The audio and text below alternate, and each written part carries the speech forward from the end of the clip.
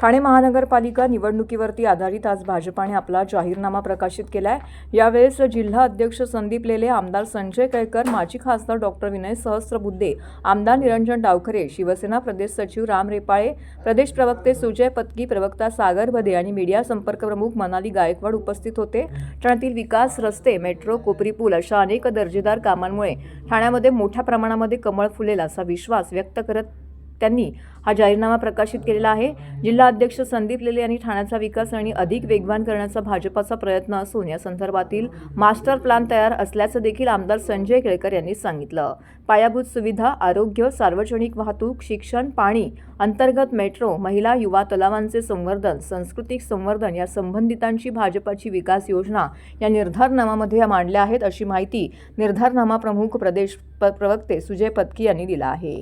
विषय जो आहे त्याच्याशी आम्ही खूप निगडीत आहोत आणि जे आम्ही काही नाकारणार नाही की आज विषम पाणी पुरवठ्याच्यामुळे म्हणजे ज्याला म्हणता येईल की सुनियोजित होत नाहीये, त्याच्यामुळे काही ठिकाणी टँकरने पाणी पुरवठा करावा लागतो। आम्हीच त्याच्याकरता पुढाकार घेऊन त्या ठिकाणी टँकर पोचवतो, परंतु पुढच्या काळामध्ये त्याचा एक मास्टर प्लॅन धरणाचं तुम्ही विचाराल की आता तुम्ही धरणाची घोषणा करता, परंतु तोपर्यंत धरण जोपर्यंत पूर्ण होत नाही तोपर्यंत देखील आमच्याकडे योजना तयार आहे आणि त्या योजनेच्या माध्यमातून प्रत्येक ठाणेकराला चांगलं, शुद्ध आणि आवश्यक ते पाणी पोहोचवण्याचं निश्चितपणे आम्ही काम या माध्यमातून करणार आहोत। तर मी सांगितलंय म्हणजे ती माझ्याकडे म्हणजे ती युतीच्या माध्यमातून ती राबवली जाणार आहे।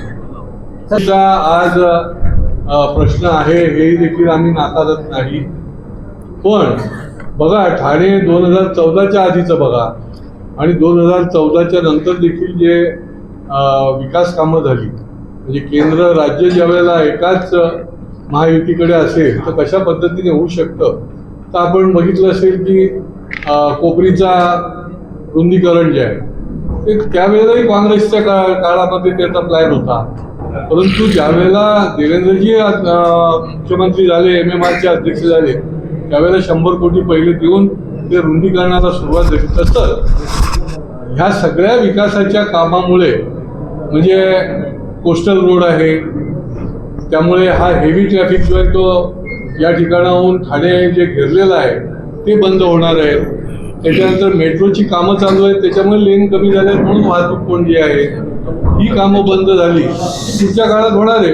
अहो हे उद्धव ठाकरे साहेब ज्यावेळेला मुख्यमंत्री होते त्यामुळेच हे झालेलं आहे उलट, कारण त्यांनी स्थगिती दिलेली असल्यामुळे हे कामं जी आहेत ती पुढे गेली आणि ती आता आम्ही करतोय, परंतु ते कामही आता लवकर पूर्ण होत आहे आणि त्याच्यामुळे मेट्रो आणि इंटरनल मेट्रोचा तर आम्हीच आग्रह धरतो, त्यालाही मंजुरी मिळाली आहे। 10,000 कोटीची मंजुरी मिळाल्यामुळे ठाणेकरांना इंटरनल मेट्रोचा देखील फार मोठा आधार मिळेल आणि वाहतूक कोंडीला जे म्हणून उपाय करायला लागणार ते सुरू आहे, परंतु काही काळानंतर ठाणेकर जो आहे त्याचा हॅपीनेस इंडेक्स हा तुम्हाला वाढलेला दिसतो।